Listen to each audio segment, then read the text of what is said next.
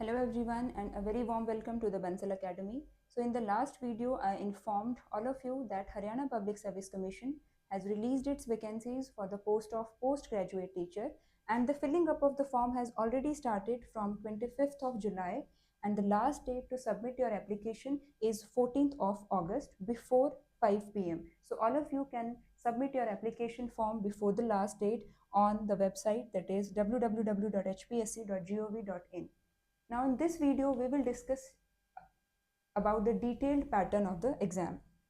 So the exam is going to be conducted in 3 stages. The first one is going to be a screening test, then the subject knowledge test, and then the interview. Now talking about the screening test in detail, तो देखिए आपका सबसे पहले तो ये MCQ form में होने वाला है स्क्रीनिंग टेस्ट. इसमें टोटल 100 क्वेश्चंस रहेंगे. आपको एग्जाम को अटेम्प्ट करने के लिए 2 आवर्स दिए जाएंगे और जो टोटल मार्क्स हैं वो भी 100 ही रहने वाले हैं. Each question will carry 1 mark. उसके बाद आ जाते हैं कि ये जो एग्जाम होगा इसमें हर एक क्वेश्चन में आपको 5 ऑप्शंस दिए रहेंगे. जैसे अगर मान लीजिए क्वेश्चन नंबर 1 है तो इसमें आपका सबसे पहले A, B, C, D and E. तो ये 5 ऑप्शंस होंगे आपके पास. उसके बाद क्या करना है आपको कि अगर आपको किसी क्वेश्चन का आंसर पता है तब तो आप A, B, C, D इन्हीं ऑप्शन में से किसी को टिक करोगे. और अगर आप किसी क्वेश्चन को लीव करना चाह रहे हो, यानी कि आप किसी क्वेश्चन को अटेम्प्ट नहीं करना चाह रहे हो, तो आपको ई ऑप्शन के ऊपर सेलेक्ट करना है. इसका मतलब ये होगा कि आप इस क्वेश्चन का आंसर नहीं दे रहे हो. अगर आप ई ऑप्शन को टिक नहीं करते हो तो फिर आपको -0.25 की नेगेटिव मार्किंग फेस करनी पड़ेगी. और ऐसे ही अगर आप टोटल पेपर में से 10% पेपर्स में मार्क ही नहीं करते हो किसी ऑप्शन को, या फिर आप ब्लैंक छोड़ देते हो OMR के अंदर 10% क्वेश्चंस को, तब आपका जो कैंडिडेचर है वो भी डिस्क्वालीफाई हो जाएगा. और हर एक जो क्वेश्चन है उसके अंदर -0.25 की नेगेटिव मार्किंग है. यानी कि अगर आप किसी क्वेश्चन का गलत आंसर देते हो तब तो आपको -0.25 मार्क्स फेस करने ही पड़ेंगे. बट अगर आपको कोई क्वेश्चन आप अनअटेम्प्टेड छोड़ना चाहते हो और उसके बावजूद भी आप ई पार्ट पे मार्क नहीं कर रहे हो तब भी आपको 0.25 की नेगेटिव मार्किंग है. उसके बाद बोला गया है जो मीडियम होगा आपका एग्जाम का वो होगा आपका, जैसे ये जो सब्जेक्ट्स दिए हैं इन्होंने, biology, chemistry, home science, mathematics और फिजिक्स, ये आपका सिर्फ और सिर्फ इंग्लिश लैंग्वेज के अंदर ही कंडक्ट होंगे. यानी कि इसमें आपको बाइलिंगुअल नहीं होगा, यानी कि आपको सिर्फ एक ही भाषा के अंदर इन पेपर्स को देना पड़ेगा.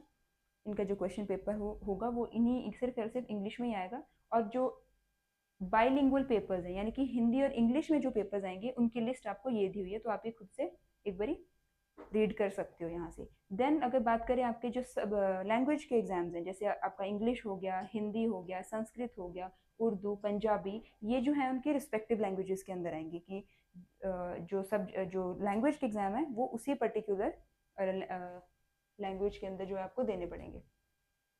उसके बाद अगर इसमें फिर बोला गया है कि अगर जितनी नंबर ऑफ पोस्ट्स जो हैं वो गवर्नमेंट ने जितने पोस्ट्स का एडवर्टीजमेंट किया है, अगर उसके 4 टाइम्स कैंडिडेट्स को जो है वो इनवाइट किया जाएगा for the next stage, provided कि उन कैंडिडेट्स के 25% से अबव मार्क्स हों. यानी कि अगर 200 पोस्ट की वैकेंसी है, यानी कि गवर्नमेंट ने किसी, मान लीजिए अगर बायोलॉजी को ही हम एग्जाम्पल के लिए फॉर एग्जाम्पल ले लेते हैं, तो अगर उसकी वैकेंसीज गवर्नमेंट ने 200 पोस्ट उसकी आउट करी हैं तो उसका 4 टाइम्स कर लीजिए, यानी कि 800 कैंडिडेट्स को इनवाइट किया जाएगा for the second stage, provided कि ये जो 800 कैंडिडेट्स हैं इनके जो मार्क्स हैं वो 25% से ऊपर होने चाहिए.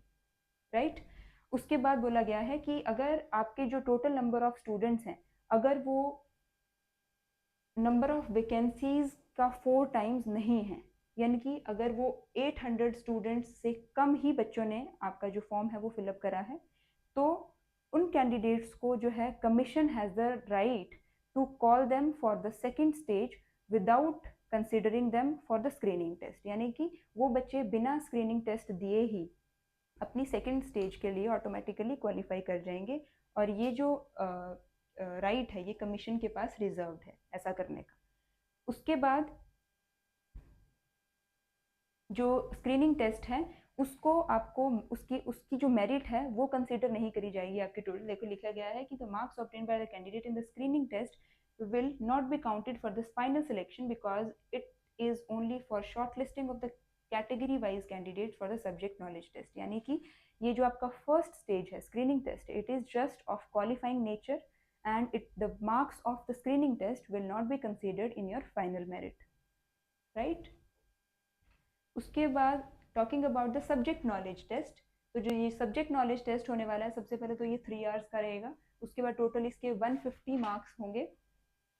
और इसमें मैं आपको एक चीज़ बता देती हूँ कि इस बार जो HPSC है उन्होंने ये स्पेसिफाई नहीं किया है कि जो सब्जेक्ट नॉलेज टेस्ट है आपका वो रिटन होगा, यानी कि वो थियोरिटिकल होगा, सब्जेक्टिव होगा, या फिर वो MCQ फॉर्म में होगा।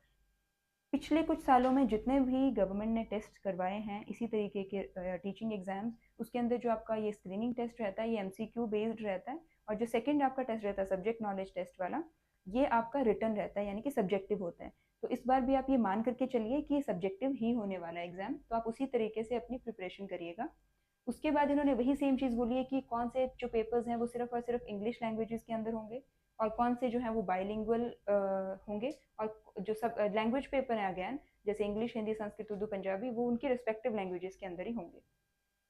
उसके बाद इसमें बोला गया है कि जितने भी कैंडिडेट्स ने फॉर्म्स फिलअप करे होंगे उनका 2%, अगेन अगर 200 कैंडिडेट्स ने फॉर्म्स फिलअप करे हैं तो उनका 2 टाइम्स कर लीजिए, यानी कि 400 कैंडिडेट्स को जो है वो इंटरव्यू के लिए सिलेक्ट किया जाएगा। ये मैं आपको एक एग्जांपल के लिए ये नंबर दे रही हूँ, तो प्लीज़ आप ये जो चीज़ है इसकी हमने सेपरेट एक वीडियो बनाई है कि कितनी जो नंबर ऑफ वैकेंसीज हैं पर सब्जेक्ट, वो आप वहाँ जाकर के चेकआउट कर लीजिए।